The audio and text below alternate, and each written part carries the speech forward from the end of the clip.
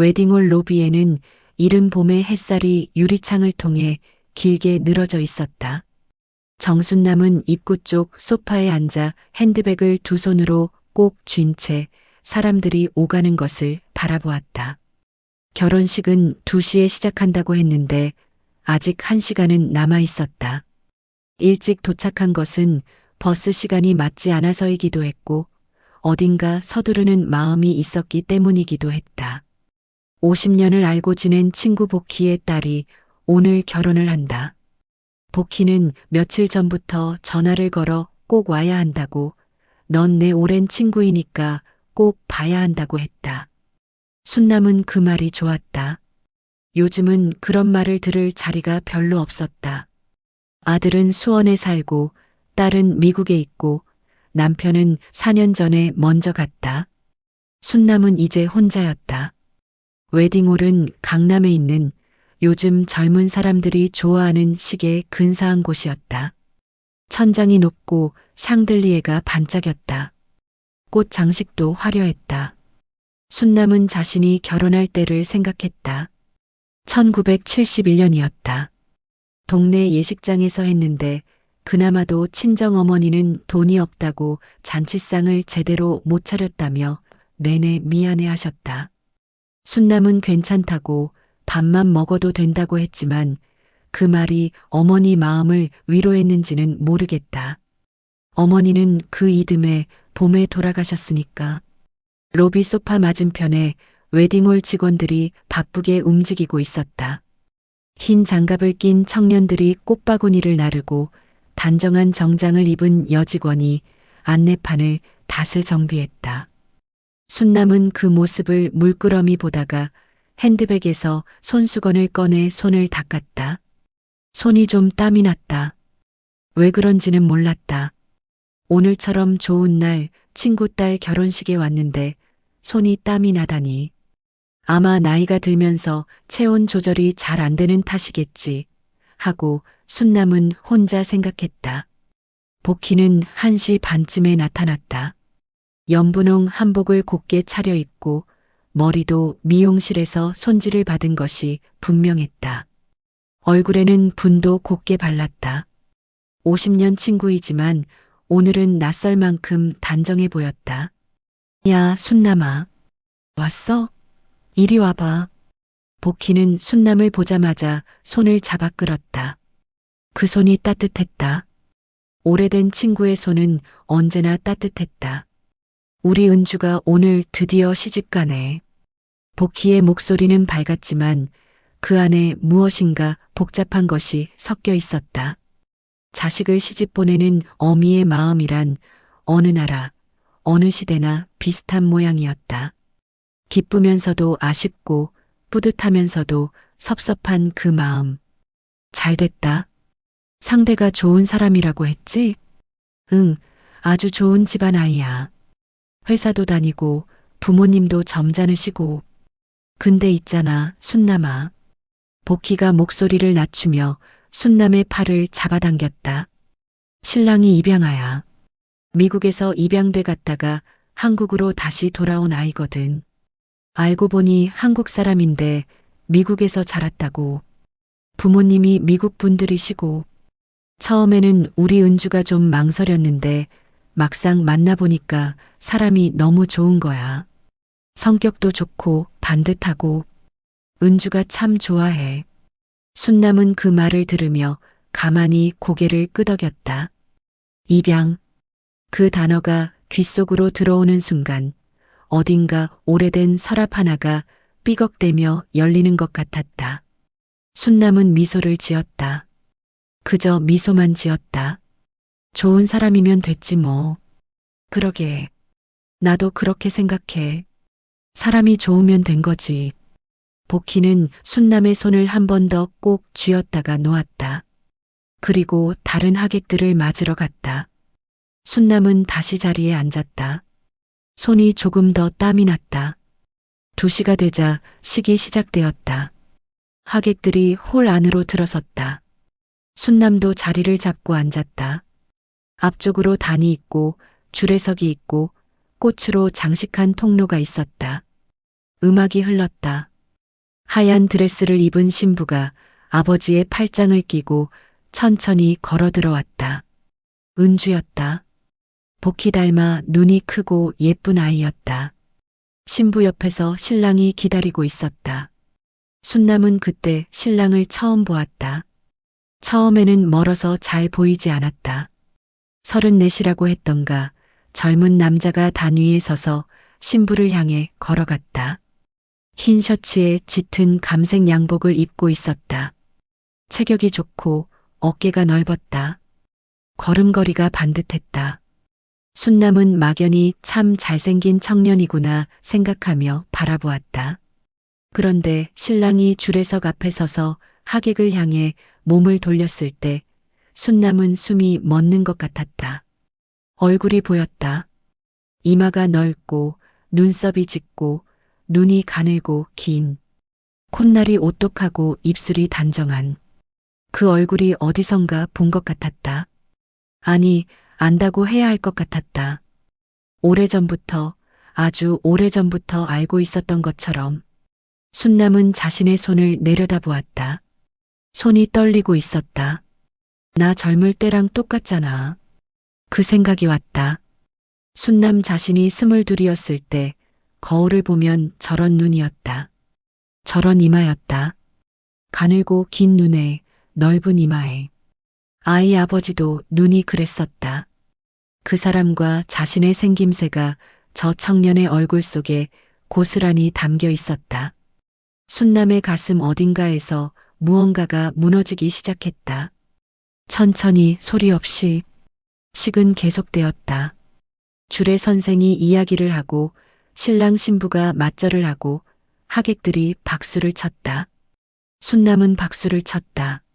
손이 아직도 조금 떨렸지만 박수는 쳤다. 주변 사람들이 이상하게 볼까봐 순남은 앞만 바라보았다. 표정을 관리했다. 50여 년의 세월이 쌓여 있는 사람이라면 누구나 조금은 그런 것을 할 수 있다. 표정 뒤에 마음을 숨기는 것. 하지만 눈을 떼기가 힘들었다. 저 청년에게서 눈을 뗄 수가 없었다. 결혼식이 끝나고 사람들이 일어서서 이동했다. 피로 연장으로 가는 사람도 있었고 사진을 찍으러 가는 사람도 있었다. 순남은 자리에서 일어났지만 방향을 잡지 못했다. 발이 움직이지 않았다. 신랑이 하객들과 인사를 나누고 있었다. 미소를 지으며 악수를 하며 미국에서 자랐다고 했으니까 한국말이 서툴 수도 있겠다 했는데 또렷하게 한국말을 하고 있었다. 나중에 들은 이야기지만 그는 어릴 때 한국어를 어느 정도 배워두었고 성인이 되어서는 스스로 더 공부했다고 했다. 자신이 어디서 왔는지 알고 싶었기 때문이라고. 순남은 복도 한쪽에 비켜서서 그 청년을 바라보았다. 바라보다가 고개를 돌렸다. 바라보면 안 될 것 같아서. 혹시라도 눈이 마주칠까 봐서. 아니, 어쩌면 마주치고 싶어서였는지도 모른다. 자신이 무엇을 원하는지 순남 자신도 분명히 알 수가 없었다. 복희가 다가왔다. 왜 이러고 있어? 어디 불편해? 아니, 그냥 잠깐 숨 좀 고르려고. 나이가 되니까 이런 데 오는 것도 힘들지. 나도 솔직히 오늘 많이 긴장했어. 복희는 순남의 등을 가볍게 두드렸다. 신랑이 참 잘생겼지? 처음엔 외국에서 온 아이라길래 영 어떨까 했는데 막상 보니까 어쩐지 어딘지 낯이 익은 느낌도 들고 이상하게 참 인상이 좋아. 순남은 복희를 바라보았다. 그리고 다시 청년 쪽을 바라보았다. 몇 살이라고 했지? 34 올해. 34. 순남은 속으로 셈을 했다. 이 해가 2024년이니까 34살이면 태어난 것이 1990년. 아니 잠깐 조금 더 따져봐야 한다. 아이가 태어난 것이 1981년 초봄이었으니까 지금 나이가 40이 넘어야 한다. 다르다. 순남은 스스로를 진정시켰다. 계산이 맞지 않는다. 내 아이라면 지금 40이 넘어야 한다. 이 청년은 34밖에 안 된다고 했다. 다른 사람이다. 그저 닮은 것이다. 나이가 들면 이런 일이 생긴다. 누군가를 보면 그 얼굴에서 다른 사람을 떠올리는 일. 그런데 그 생각을 하면서도 가슴이 진정되지 않았다. 발이 제자리를 찾지 못했다. 무언가가 계속 말을 걸어오는 것 같았다. 가슴 깊은 곳 어딘가에서 피로 연장해서 밥을 먹었다. 옆자리 사람들과 이야기를 나눴다. 복희네 친척 되는 분이라고 했다. 음식이 맛있다는 이야기를 했다. 요즘 웨딩홀 음식이 예전보다 훨씬 좋아졌다는 이야기도 했다. 순남은 고개를 끄덕이고 미소를 지었다. 그러면서 계속 어딘가를 의식했다. 신랑 자리를 의식했다. 신랑은 신부와 함께 자리를 돌며 인사를 했다. 테이블마다 다가와서 감사하다는 인사를 건넸다. 순남의 테이블로 올 차례가 됐다. 청년이 가까이 다가왔다. 키가 생각보다 더 컸다. 한 170, 80은 되어 보였다. 신부 은주가 그 곁에서 꽃처럼 웃으며 서 있었다. 이쪽은 우리 엄마 오랜 친구분들이야.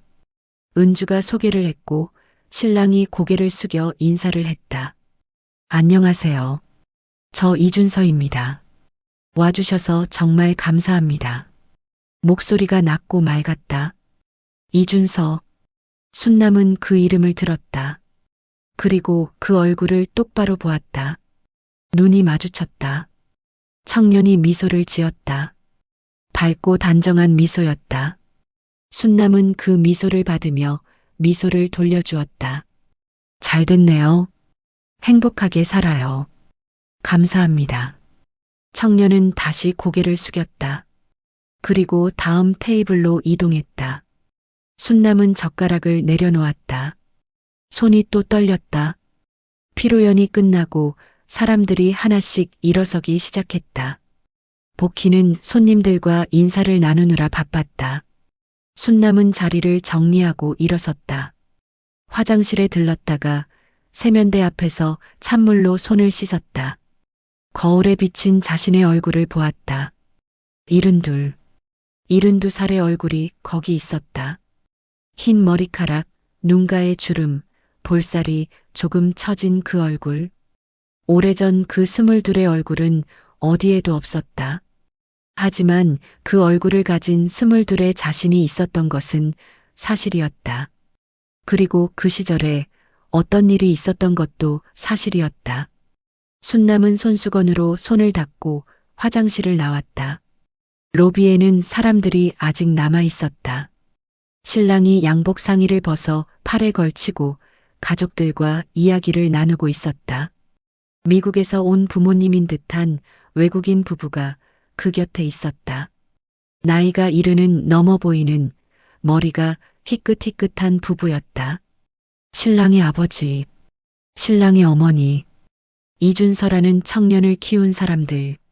순남은 그 광경을 바라보다가 천천히 몸을 돌려 출입구를 향해 걸었다. 봄 햇살이 유리문 너머로 밝게 들어오고 있었다. 밖으로 나왔다. 바람이 불었다. 아직 초봄이라 바람이 조금 차가웠다. 순남은 코트깃을 여몄다. 웨딩홀 앞 화단에 목련이 피어 있었다. 아직 다 피지 않은 봉오리가 몇 개, 막 꽃잎을 벌리기 시작한 것들이 몇 개. 순남은 그 앞에 잠시 서 있었다. 1981년 봄에도 목련이 피었었다. 그 봄의 기억이 돌아오기 시작했다. 순남이 28살이었던 그 봄. 마이너스. 순남이 명식을 만난 것은 24살 때였다. 공장 근처 식당에서 일하고 있을 때였다. 명식은 그 공장에서 기계를 다루는 사람이었다.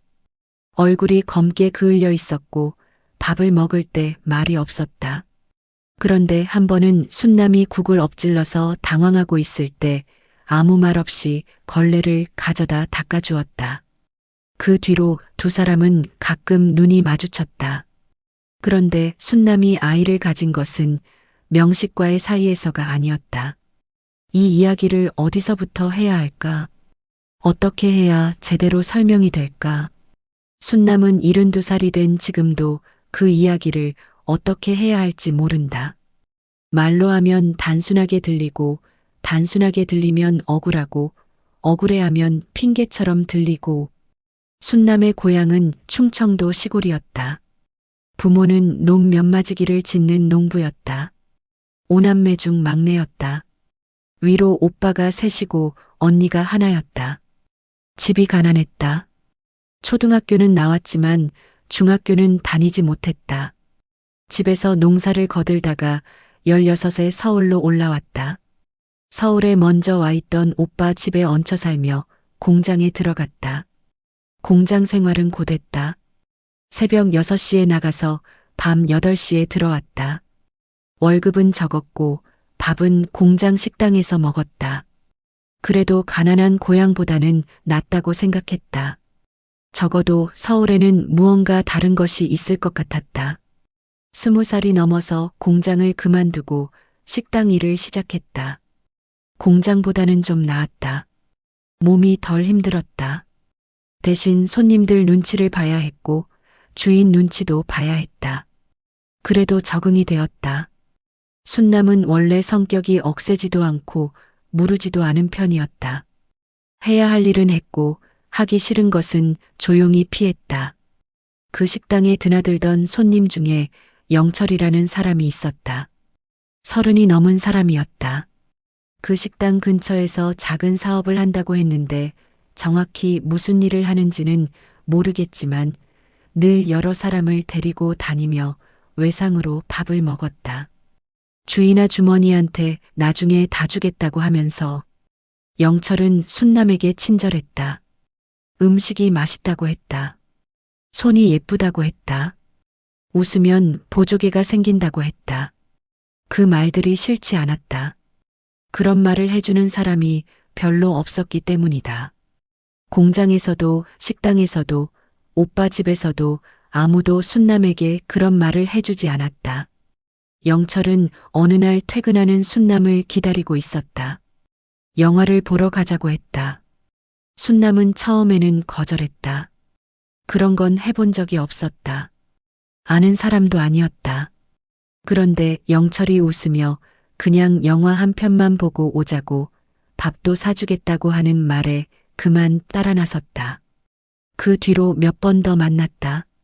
영화를 보고 밥을 먹고 공원을 걸었다. 영철은 순남이 어떤 삶을 살아왔는지 물어보았다. 고향 이야기를 했다. 공장 이야기를 했다. 영철은 고개를 끄덕이며 들었다.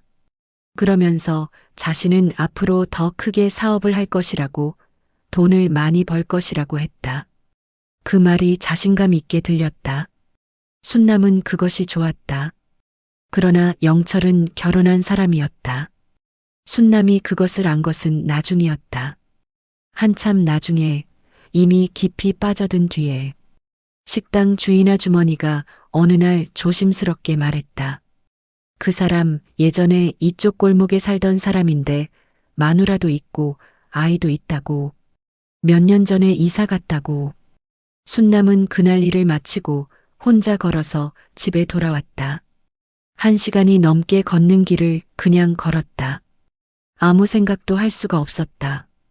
그냥 발이 움직이는 대로 걸었다. 다음 날 영철을 만났을 때 물어보았다. 결혼했느냐고. 영철은 잠깐 아무 말도 하지 않았다. 그러다가 이미 관계가 좋지 않다고 했다. 사실상 남남이나 다름없다고 했다. 곧 정리할 것이라고 했다. 순남은 그 말을 믿었다. 믿고 싶어서 믿었다. 아니, 어쩌면 그 시절의 순남은 선택지가 많지 않았다. 믿지 않으면 그 사람을 잃어야 하고 그 사람을 잃으면 다시 혼자가 되는 것이었다. 서울에서 혼자라는 것이 어떤 것인지 순남은 알고 있었다. 영철과 계속 만났다. 몇 달이 지났다. 그리고 어느 가을에 순남은 임신을 했다. 영철에게 말했을 때 영철의 얼굴이 굳었다. 잠시 침묵이 흘렀다. 그리고 영철이 말했다. 지금 당장 자신이 어떻게 할 수 있는 상황이 아니라고. 집안 사정이 복잡하다고. 좀 기다려달라고. 기다렸다. 한 달을 기다렸다. 두 달을 기다렸다. 영철은 가끔 연락이 왔다. 곧 된다고, 조금만 더 기다려달라고. 그런데 배는 점점 불러왔다. 석 달이 지나자 숨길 수가 없었다. 식당 주인 아주머니가 먼저 알아차렸다. 어보쇼 아가씨. 배가 좀 이상한 거 아니야? 순남은 아무 말도 하지 못했다. 주인 아주머니는 나쁜 사람이 아니었다. 화를 내지는 않았다. 다만 이 일을 어떻게 할 것이냐고 물었다. 상대 남자가 누구냐고. 결혼을 할 수 있느냐고. 순남은 그 밤에 영철에게 전화를 했다. 더 이상 기다릴 수가 없다고, 결혼을 해야 한다고. 영철은 말을 더듬었다. 그리고 결국 말했다. 자기 처가 이혼을 안 해준다고. 아이가 둘이라 안 된다고. 그리고 솔직히 말하면 자신도 이 상황을 어떻게 해야 할지 모르겠다고. 전화를 끊었다. 그날 밤 순남은 오빠 집 좁은 방에서 이불을 뒤집어 쓰고 울었다. 소리를 내면 오빠 식구들이 깰까봐 이불 속에서 울었다. 숨이 막혔다.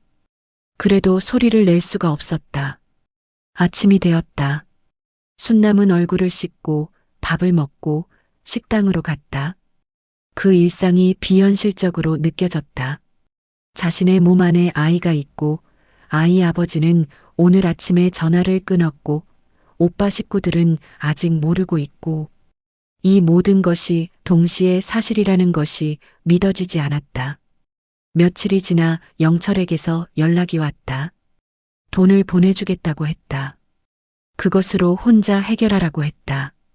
어떻게 해결하라는 것인지 말하지 않아도 알 수 있었다. 지워버리라는 것이었다. 순남은 그 돈을 받지 않았다. 정확히는 받을 수가 없었다. 받으면 그 말대로 해야 할 것 같아서. 그런데 그것은 할 수가 없었다. 왜인지 설명할 수 없었다. 그냥 할 수가 없었다. 오빠에게 사실을 말했을 때 오빠는 한동안 아무 말도 하지 않았다. 그러다가 말했다. 어떻게 할 거냐고. 상대 남자가 책임을 안 진다고 하면 어떻게 할 거냐고. 순남은 아이를 낳겠다고 했다. 오빠의 얼굴이 굳었다. 오빠는 그런 상황에서 아이를 낳겠다는 말이 어떤 의미인지 알고 있었다. 미혼모. 1970년대 한국에서 그 말이 어떤 무게를 가지는지, 아이가 어떤 시선을 받으며 자랄 것인지, 어미는 어떤 낙인이 찍힐 것인지. 그러면 우리 집에서는 안 된다. 오빠가 말했다. 냉정하게 말한 것이 아니었다. 오빠도 힘들었을 것이다. 가난한 살림에 처자식 먹여 살리기도 버거운데 막내 여동생이 미혼으로 아이를 낳겠다고 하니 그 말이 오빠의 한계였을 것이다. 순남은 그 집을 나왔다. 갈 곳이 없었다. 식당 주인 아주머니에게 사정을 말했더니 아주머니는 잠시 생각하다가 창고방을 써도 된다고 했다. 창고방이었지만 순남은 감사했다. 거기서 아이가 태어날 때까지 있었다. 임신 기간은 길었다. 배가 불러오면서 식당 일을 계속할 수가 없었다. 주인 아주머니가 밥은 먹여주겠다고 했다. 일 대신 식당 청소나 설거지를 하며 지냈다. 그러면서 이 아이를 낳고 어떻게 살아갈 것인지 매일 밤 천장을 보며 생각했다. 생각해봐야 방법이 없었다. 돈이 없었다. 집이 없었다. 아이 아버지는 없었다. 가족은 오빠뿐인데 오빠는 받아줄 수가 없다고 했다. 사회가 받아주지 않았다. 혼자 아이를 낳은 여자. 그 말이 어떤 의미인지 그 시대를 살아본 사람이 아니면 알 수 없을 것이다. 동네에서 손가락질을 받는 것은 물론이고 아이도 그 손가락질을 평생 받아야 했다. 학교에서도 사회에서도. 그 겨울에 순남은 입양을 생각하기 시작했다. 처음에는 생각이라기보다는 그냥 머릿속에 지나쳐가는 단어였다. 입양. 그런데 그 단어가 자꾸 돌아왔다. 주인 아주머니가 어느 날 말했다. 사실 그 방면으로 알아보는 분들도 있다고. 아이를 데려가서 키워주는 좋은 분들도 있다고. 가난해서 혹은 사정이 있어서 어쩔 수 없이 그렇게 하는 사람들이 있다고. 부끄러운 일이 아니라고. 부끄럽지 않다는 말이 오히려 더 아팠다. 1981년 2월 아이가 태어났다. 사내 아이였다. 아주머니가 산파를 불러주었고 창고방에서 아이를 낳았다. 병원이 아니었다. 돈이 없었다. 아이가 태어났을 때 순남은 그 얼굴을 보았다. 작고 붉고 눈을 감고 울고 있는 아이. 주먹을 꼭 쥐고 우는 아이. 그 얼굴을 보는 순간 가슴에서 무언가가 쏟아지는 것 같았다. 눈물이 아니라 그보다 더 깊은 어딘가에서 아이가 울었다. 순남도 울었다. 아주머니가 아이를 받아 닦아주고 순남의 품에 안겨주었다. 순남은 그 무게를 느꼈다. 작은 생명의 무게를. 사흘을 안고 있었다. 사흘 동안 젖을 먹이고 안고 자고 얼굴을 들여다보았다. 그 사흘이 어떤 사흘이었는지, 그 기쁨이 어떤 기쁨이었는지, 동시에 그 슬픔이 어떤 슬픔이었는지. 나흘째 날 주인 아주머니가 데려온 사람이 있었다. 사회사업가라는 분이었다. 입양 절차를 도와주는 분이었다. 서류를 가지고 왔다. 순남은 그 서류를 보았다. 손이 떨렸다. 사인을 해야 한다고 했다. 여기에 사인을 하면 이 아이는 다른 가정으로 가게 된다고. 좋은 집에 가게 된다고. 아이가 잘 자랄 수 있는 환경으로 가게 된다고. 아이를 품에 안고 그 서류를 보았다. 아이는 자고 있었다. 눈을 감고 작은 숨을 쉬며 자고 있었다. 뺨이 연분홍빛이었다. 손가락이 아주 작았다. 이 아이에게 줄 수 있는 것이 아무것도 없었다. 그것이 문제였다. 순남에게는 아무것도 없었다. 집도 없고 돈도 없고 이름도 없었다. 미혼모의 아이는 이 사회에서 이름이 없었다. 오빠는 받아줄 수 없다고 했다. 고향 부모님은 이 일을 알면 마음이 찢어질 것이었다. 그리고 순남 혼자서는 아이를 먹이고 입히고 공부시킬 수가 없었다. 이 아이가 나중에 나를 원망하게 될까? 그것이 가장 두려운 생각이었다. 가난한 어미 밑에서 사생아로 자라면서 이 세상이 얼마나 자기를 비뚜름하게 볼지 알면서 그것을 생각하면 차라리 좋은 가정에서 자라는 것이 낫지 않을까? 엄마 없이도 따뜻하게, 배부르게 공부할 수 있는 환경에서. 그 생각을 하면서도 서류에 사인하는 손이 떨렸다. 사인을 했다. 그리고 아이를 넘겨주었다. 사회사업가분이 아이를 안았다. 순남은 그 순간까지도 아이의 이름을 짓지 못했었다. 이름을 지어버리면 더 힘들 것 같아서. 그런데 아이를 건네주는 그 순간에 생각이 났다. 민호. 아이를 처음 품에 안았던 그 사흘 동안 내내 이 이름을 생각했었다. 순남이 아이에게 붙이고 싶었던 이름. 이 이름은 아이에게 가지 않았다. 이름도 없이 아이는 떠나갔다. 잘 자라거라. 순남이 말했다. 목소리가 나오지 않았는데 그 말만은 나왔다. 아이는 울지 않았다. 사회사업가분의 품에서 눈을 감고 있었다. 아이가 문을 나갔다. 순남은 그 뒤로 얼마나 시간이 지났는지 모른다. 창고방 안에 혼자 있었다. 서류는 가져가서 없었다. 아이가 쓰던 강보가 남아 있었다. 그것을 한참 들여다보다가 품에 안았다가 나중에는 그것도 치웠다. 나흘, 단 나흘. 그 나흘이 순남의 가장 길고 가장 짧은 나흘이었다. 그 뒤로 아이에 대한 이야기를 들은 것은 딱 한 번이었다. 사회사업가 분이 나중에 연락을 해서 아이가 미국의 한 가정에 입양이 되었다고 했다. 좋은 가정이라고, 부유한 가정이라고, 아이가 잘 자랄 것이라고. 그 말이 전부였다. 이름도 어느 도시인지도 알 수 없었다. 알 수 없게 되어 있었다. 그렇게 되어 있었다. 순남은 그것으로 아이 이야기를 닫았다. 닫아야 했다. 그리지 않으면 살아갈 수가 없었다. 그 봄에 순남은 다시 일을 시작했다. 다른 식당이었다. 주인 아주머니가 소개를 해주셨다. 몸이 회복되는데 시간이 걸렸다. 마음은 더 오래 걸렸다. 명식을 다시 만난 것은 그해 여름이었다. 새 식당으로 밥을 먹으러 온 명식을. 명식은 순남을 알아보았다. 예전에 다른 데서 일하시던 분 아닌가요? 네. 거기서 뵌 것 같아서요. 그것이 시작이었다. 명식은 순남에게 어떤 것도 묻지 않았다. 순남이 무엇을 살아왔는지, 어떤 사정이 있었는지. 그냥 가끔 와서 밥을 먹고, 가끔 걸어서 집에 같이 가고, 가끔 한강변에 앉아서 이야기를 했다. 명식은 말이 많지 않은 사람이었다. 그런데 말이 없어도 불편하지 않았다. 그냥 같이 있어도 괜찮은 사람이었다. 겨울에 명식이 결혼을 하자고 했다. 나 가난해요. 앞으로도 크게 잘 살기는 힘들 것 같아요. 그래도 괜찮으면. 순남은 울었다. 그 말에 울었다. 나중에 명식이 당황해서 왜 우냐고 물었다. 괜찮은지 묻는 사람이 처음이라서요. 명식은 그 말을 듣고 한동안 말이 없었다.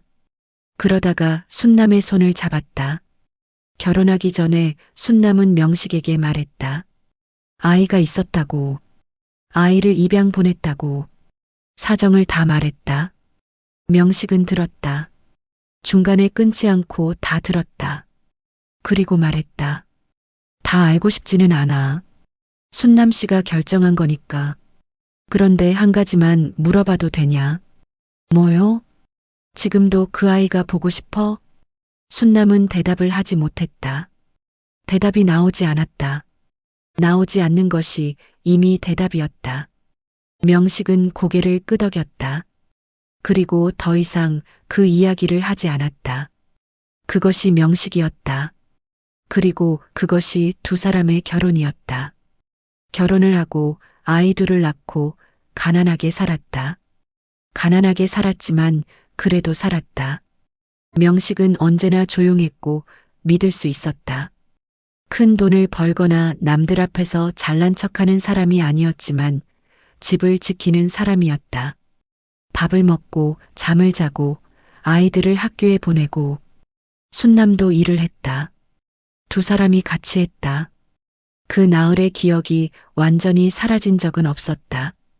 완전히 사라질 수 있는 것이 아니었다. 그것은 순남의 몸 안에 있었다. 오른쪽 갈빗대 아래 어딘가, 아이를 안았던 팔 안쪽 어딘가.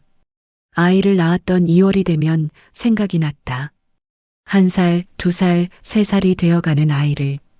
학교에 들어갈 나이, 중학교에 들어갈 나이가 될 즈음 순남은 어딘가를 바라보며 혼자 셈을 했다. 지금쯤이면 이런 나이구나. 이런 걸 배울 나이구나. 학교에서 친구들이랑 잘 지내고 있을까? 밥은 잘 먹는지. 명식이 가끔 그 눈을 알아보고 손을 잡아주었다. 말은 하지 않아도. 그렇게 세월이 갔다. 긴 세월이. 마이너스 마이너스 마이너스. 웨딩홀 앞 목련 앞에 서 있던 순남은 천천히 벤치 쪽으로 걸어갔다. 봄 햇살이 따뜻했다. 20분쯤 거기 앉아 있었을 것이다. 복희가 나왔다. 여기 있었어? 찾았잖아. 어디 몸이 안 좋아? 아니, 바람 좀 쐬려고. 복희는 순남 곁에 앉았다. 두 사람은 잠시 아무 말 없이 앞을 바라보았다. 건물 너머로 차들이 지나갔다. 우리 은주 잘 살겠지? 복희가 혼잣말처럼 물었다. 잘 살지. 서로 좋아하면 어떻게든 사라지더라. 순남이 말했다. 그 말이 거짓이 아니었다. 명식과의 삶이 그걸 가르쳐 주었다. 부유하지 않아도 화려하지 않아도 서로 옆에 있으면 사라진다는 것. 신랑 말이야. 좋은 사람이지? 첫인상이 어때? 순남은 잠깐 멈칫했다. 응, 좋은 사람 같던데. 그지? 나도 그런 느낌이야. 어딘지 모르게 인상이 선한데 든든하고. 미국서 왔다고 하기에 처음엔 영 낯설 것 같았는데 막상 보니까 영락없는 한국 사람 같고 이상하게 어딘가 낯익은 느낌이 있는 거 있지. 우리 은주도 처음 소개받았을 때 그런 말을 하더라고. 왠지 오래 알았던 것 같다고. 낯익은 느낌. 순남은 그 말을 들으며 입술을 꽉 다물었다. 근데 있잖아, 순남아. 그 신랑이 지금도 친부모를 찾고 있다고 하더라고. 복희가 무심하게 말했다. 순남의 가슴이 내려앉았다. 은주한테 들었어. 자기가 어릴 때부터 언젠가는 꼭 찾고 싶다고 했다고. 미국 부모님도 말려서가 아니라 한국을 너무 멀리서 보는 것 같아서 지금껏 못했는데 이제 은주 만나서 한국에 더 자주 오게 되니까 마음이 좀 생겼대. 언젠가는 실마리라도 잡고 싶다고. 그래. 순남은 짧게 대꾸했다. 찾을 수 있을까? 요즘은 DNA 검사도 하고 그런 기관도 있다고 하던데. 옛날 기록이 남아있으면 찾을 수도 있다고. 글쎄, 그런 경우 실제로 만나서 이어지는 경우도 있고, 뭐 그게 다 쉬운 일은 아니겠지만, 찾고 싶은 마음이야 당연한 거지. 누구나 자기가 어디서 왔는지 알고 싶잖아. 복희는 아무것도 모른 채 그 말을 하고 있었다. 그냥 자연스럽게 오늘 있었던 일들을 정리하듯이 순남은 자신의 두 손을 내려다보았다. 주름진 손, 나이가 이야기해주는 손. 그래, 그렇겠지. 아, 참. 그 신랑 원래 이름이 뭔지 알아? 한국 이름 말고 미국에서 쓰던 이름. 모르지. 제이슨이라나? 제이슨 서. 근데 한국어 공부하면서 이름도 한국 이름으로 바꿨대. 이준서. 준서. 예쁘지 않아? 본인이 직접 지었다고 하더라고. 자기 한국 이름을 스스로 짓고 싶었다고. 이름을 스스로 지었다는 말. 순남은 그것이 아프게 느껴졌다. 자신의 이름을 스스로 지어야 했다는 것이 어미가 지어주지 못해서 불러준 사람이 없어서 그래서 스스로 지어야 했다는 것이 나 좀 더 앉아있다 들어갈게. 복희야, 너 들어가. 응, 그래. 나도 좀 더 인사하고. 우리 이따가 같이 가자. 복희는 일어서서 건물 안으로 들어갔다. 순남은 다시 혼자였다. 아이를 보낸 것이 1981년 봄이었다. 사내 아이였다.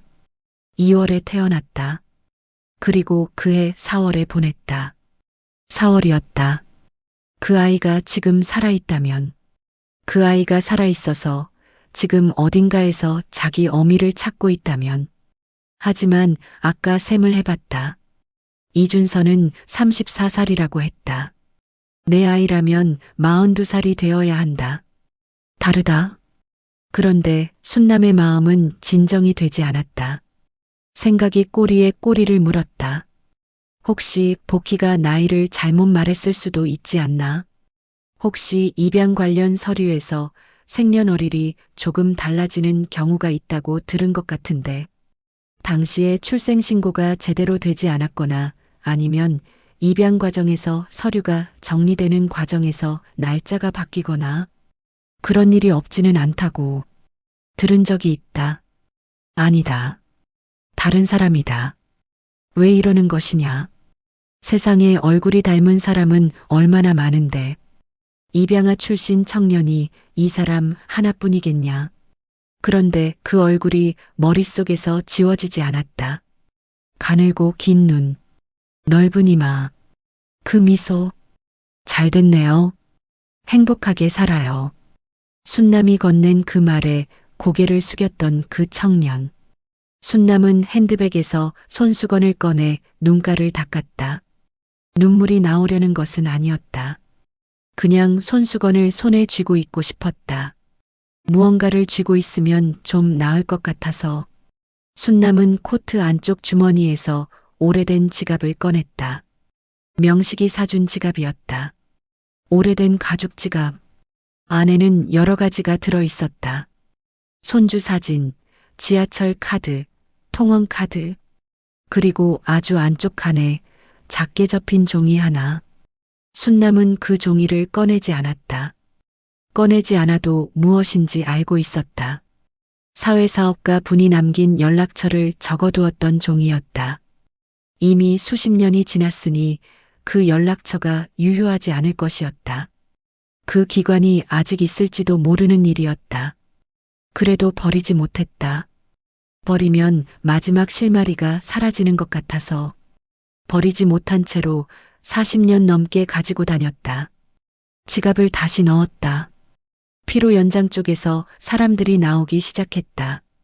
신랑 신부가 배웅을 나오는 모양이었다. 순남은 그쪽을 바라보았다.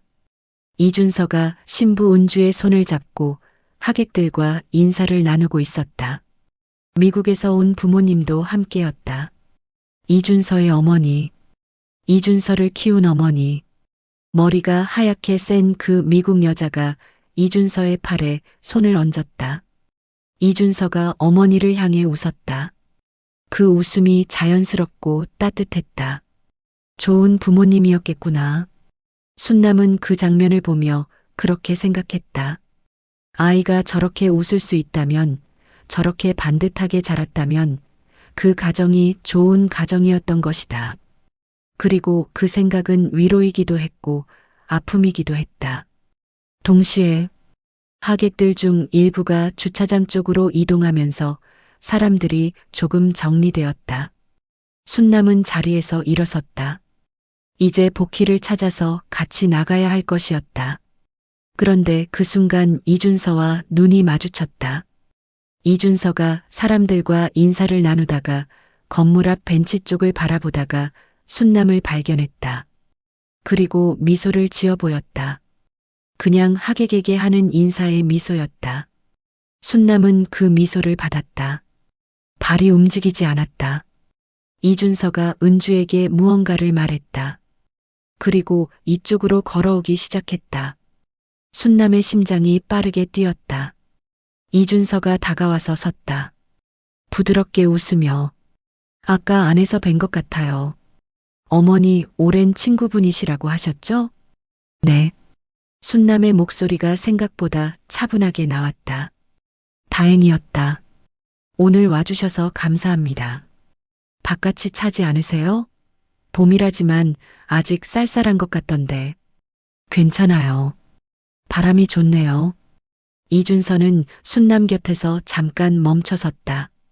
다른 하객들도 있어서 오래 있을 수는 없는 상황이었다. 그런데 그냥 가지 않았다. 혼자 계세요? 잠깐 복희 기다리는 중이에요. 곧 나올 거예요. 아, 은주 어머니요. 이준서가 고개를 끄덕였다. 그리고 잠깐의 침묵이 흘렀다. 봄바람이 불었다. 목련 봉우리가 살짝 흔들렸다. 한국에는 자주 오셨어요? 순남이 먼저 물었다. 무슨 말이라도 해야 할 것 같아서.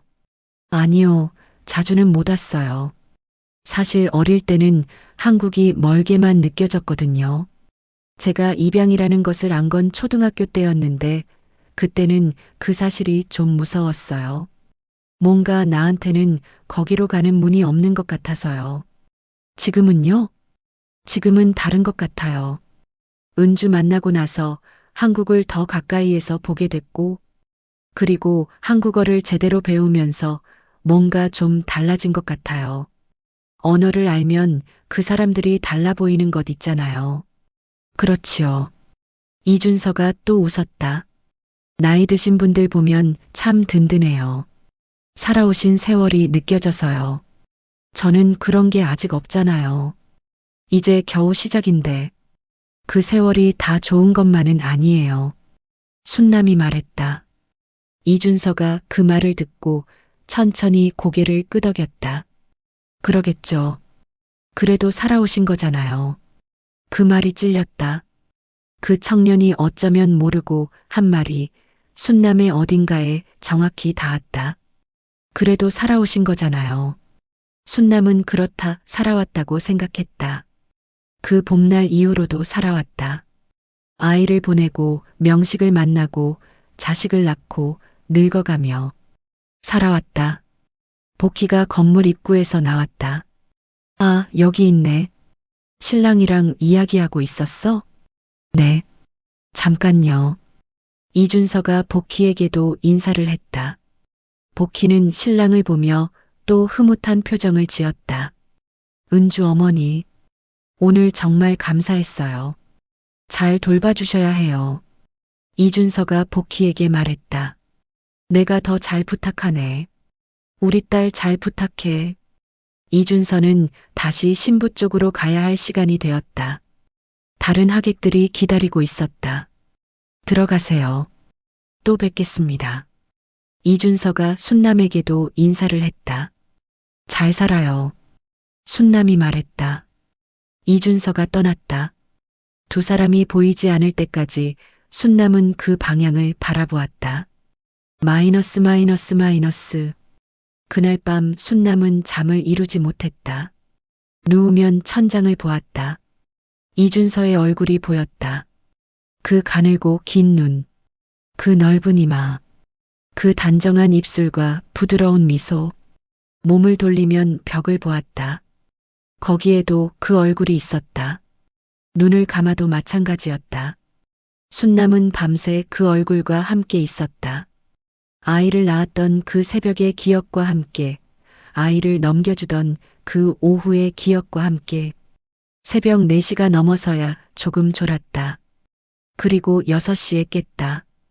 밖에서 새소리가 들렸다. 봄이 되면 이 동네에 새가 많이 온다. 명식이 살아있을 때는 그 새소리를 같이 들었다. 창문을 열고 차를 한 잔 마시며 명식. 죽기 전에 명식이 한번 그 이야기를 꺼낸 적이 있었다. 병원에 입원해 있던 말년에. 순남아. 왜? 그 아이. 보고 싶어? 순남은 명식이 무슨 아이를 말하는지 알았다. 두 사람 사이에 아이라고 하면 아들 현우와 딸 미선이 있었다.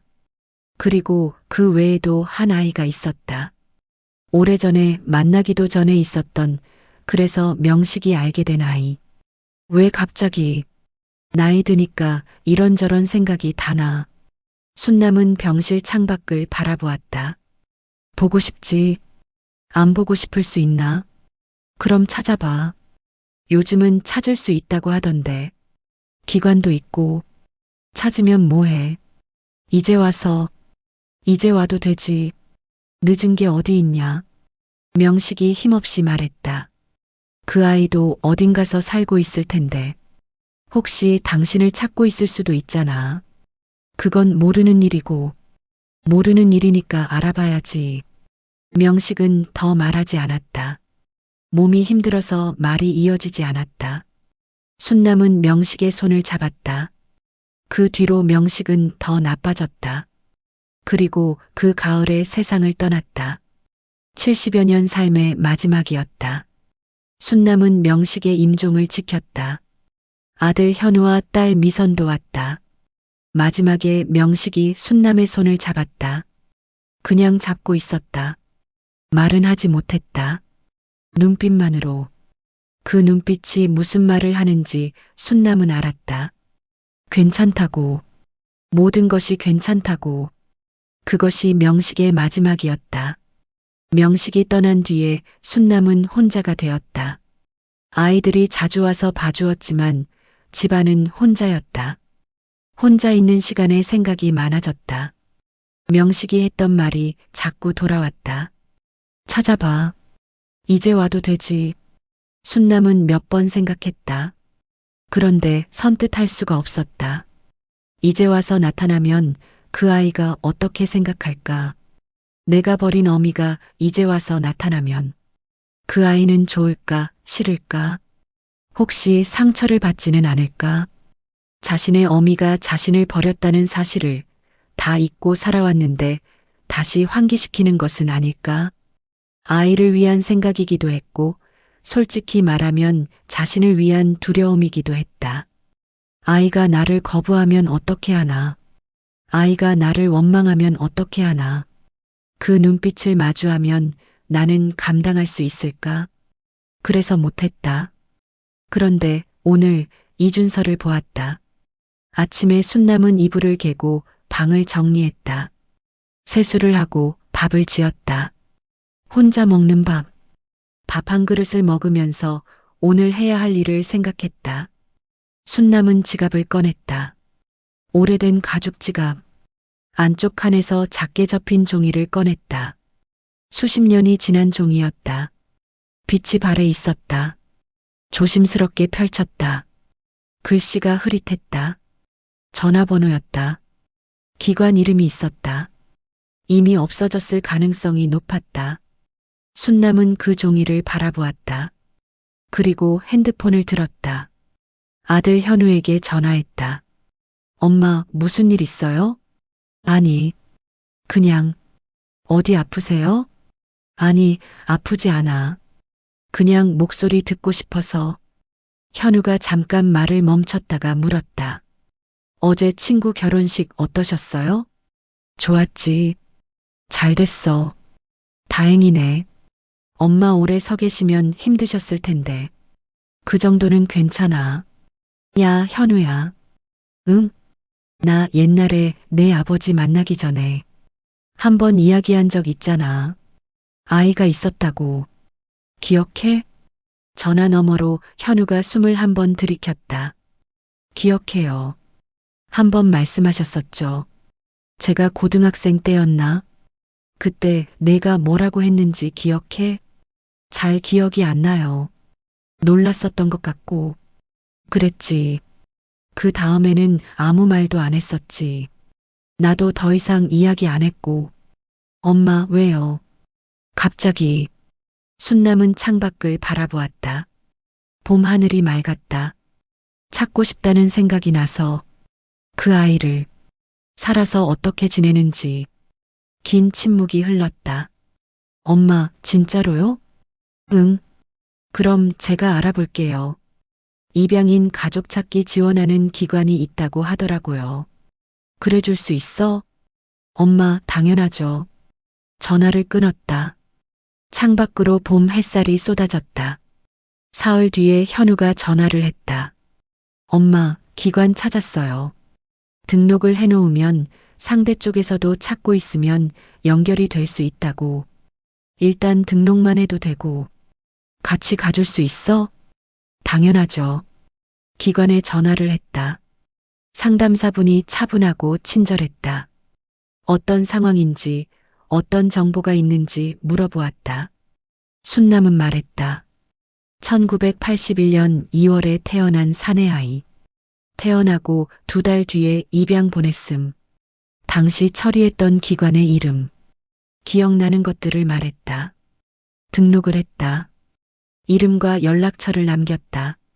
기다리는 일만 남았다. 기다리는 것은 오래전부터 순남이 해온 일이었다. 기다려보면 무언가 오기도 하고 오지 않기도 했다.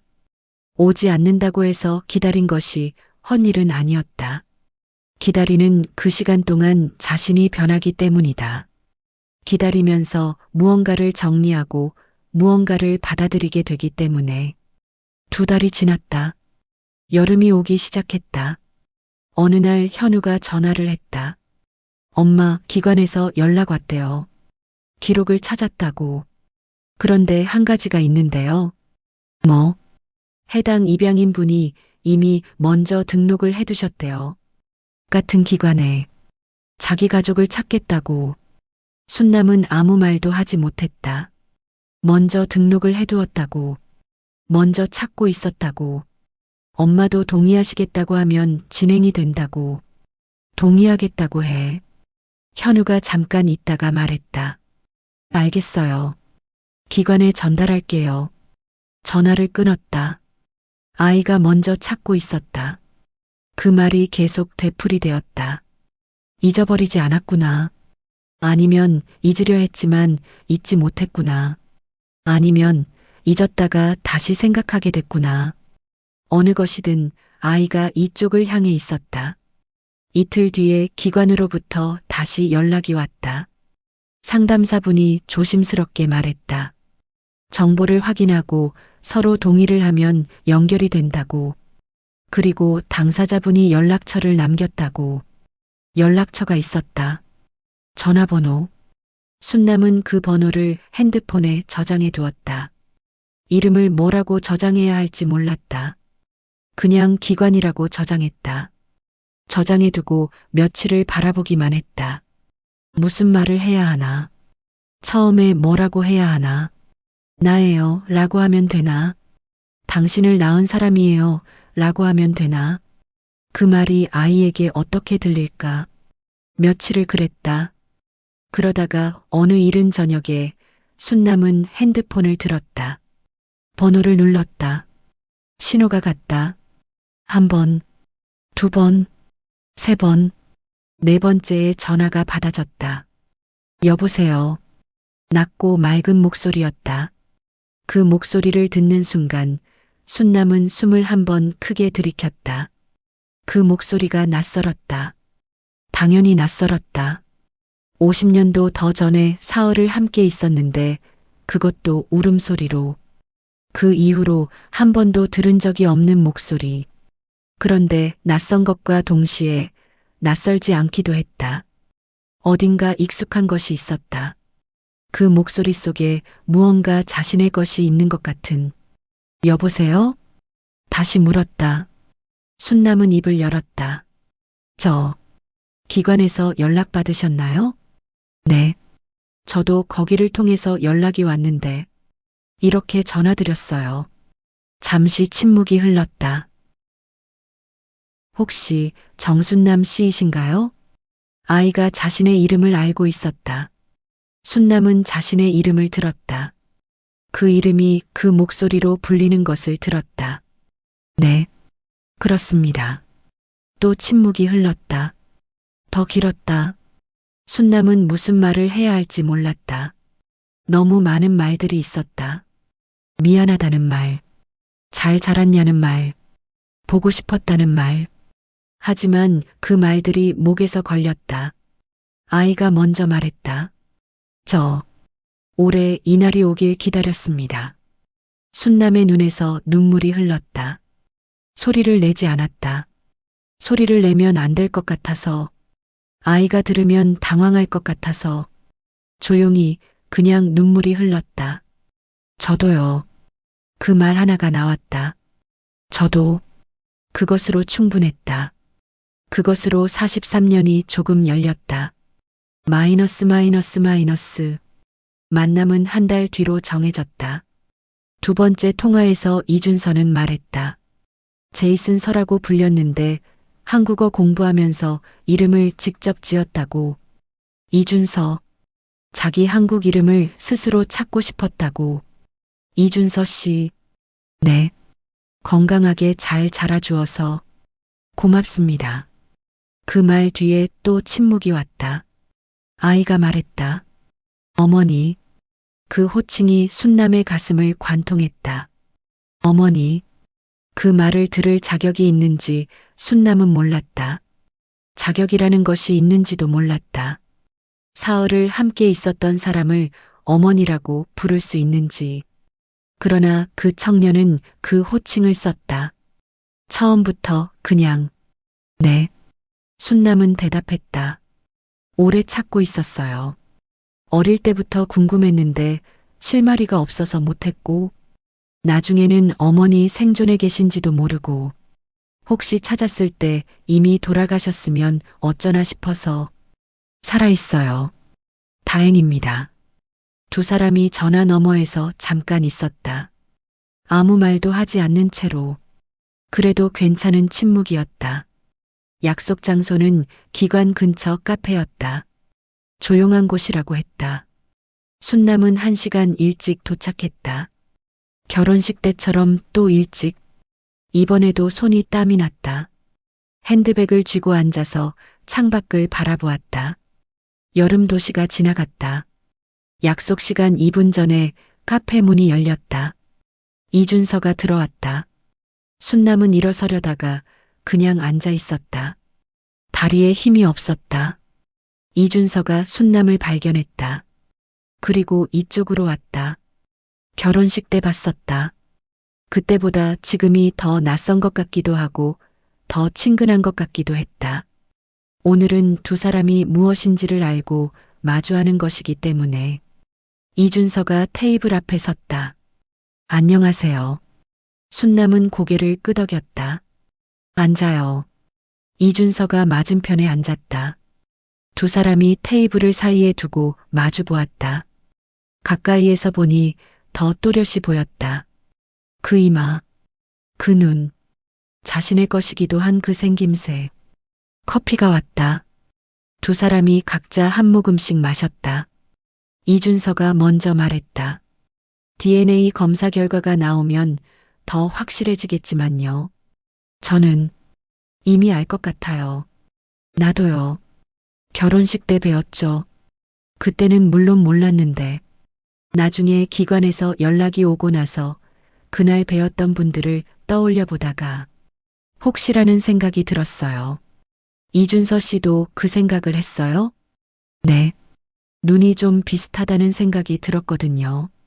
제가 거울을 보면 제 눈이 어딘지 낯선 눈이에요. 우리 미국 부모님 눈이랑은 전혀 달라서요. 순남은 잠시 말이 없었다. 어떻게 자랐어요? 그 물음이 나왔다. 50년 가까이 하지 못했던 물음이. 이준서가 천천히 대답했다. 좋은 부모님 만났어요. 미국 부모님은 정말 좋은 분들이에요. 저를 정말 자기 자식처럼 키워주셨어요. 어릴 때는 힘든 점도 있었어요.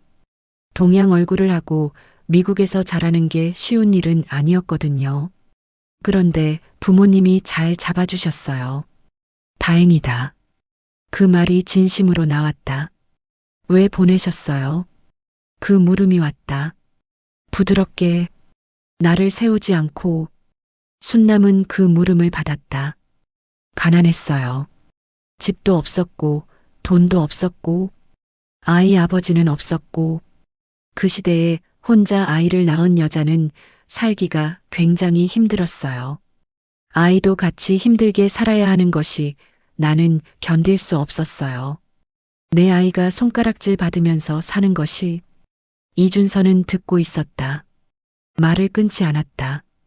그래서 보낸 것이 맞는 일이었는지 아직도 모르겠어요. 40년이 지났는데도.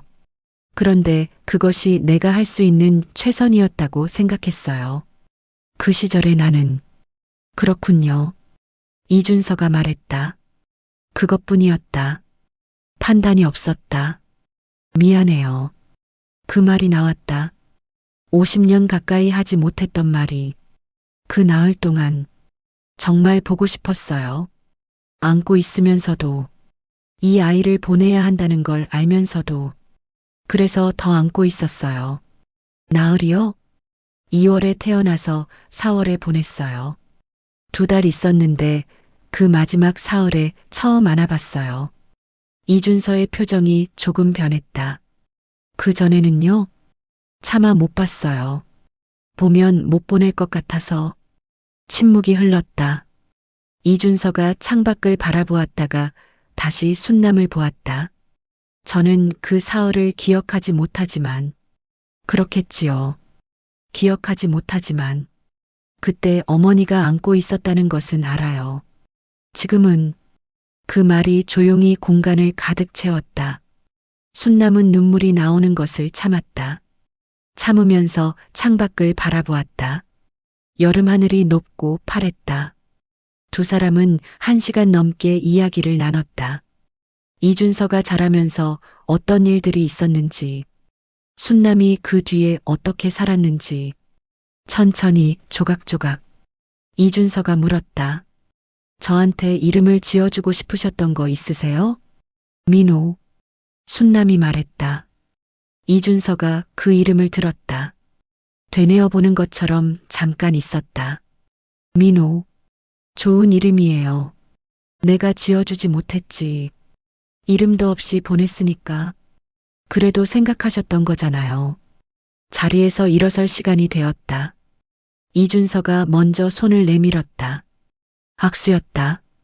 어색하면서도 자연스러운 악수였다.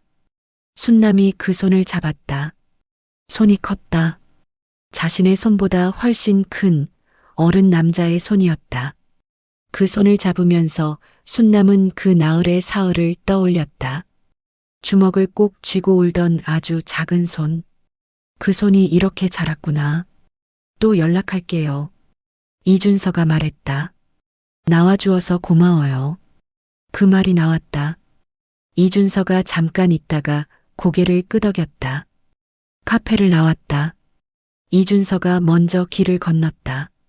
순남은 잠깐 서서 그 모습을 바라보았다. 반듯한 어깨, 반듯한 걸음걸이, 그 뒷모습이 사라질 때까지 바라보았다. 버스를 탔다. 집으로 돌아가는 길에 순남은 창밖을 바라보았다. 여름 도시가 지나갔다. 사람들이 지나갔다. 저마다의 삶이 저마다의 속도로 움직이고 있었다. 순남은 손을 내려다보았다. 아까 그 손을 잡았던 오른손. 이 손으로 아이를 안았다. 사흘 동안. 그리고 이 손으로 서류에 사인을 했다. 그리고 오늘 이 손으로 그 아이의 어른이 된 손을 잡았다. 43년. 그 세월이 이 손 안에 있었다.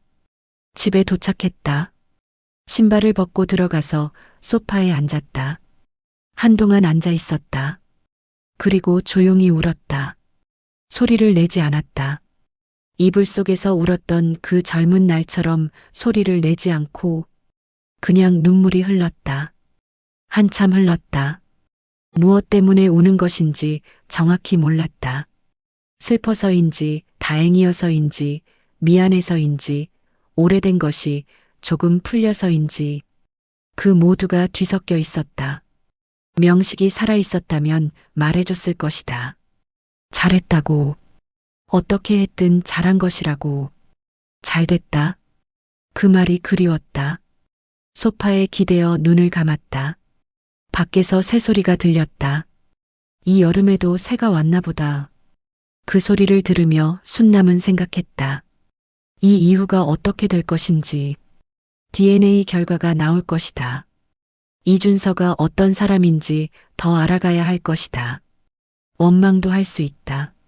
언젠가는. 지금은 부드럽게 대해주었지만 더 알아갈수록 원망이 나올 수도 있다. 그것도 이준서의 몫이다. 순남은 그것을 받을 준비를 해야 했다. 그리고 어떻게 이어나갈 것인지. 그것도 모른다. 모르는 것이 많다. 그러나 오늘 문이 열렸다. 43년 동안 닫혀있던 문이 조금 열렸다. 그것으로 오늘은 충분했다. 그 뒤 며칠이 지나 이준서에게서 문자가 왔다. 잘 도착했어요. 거기도 겨울이 왔나 봐요.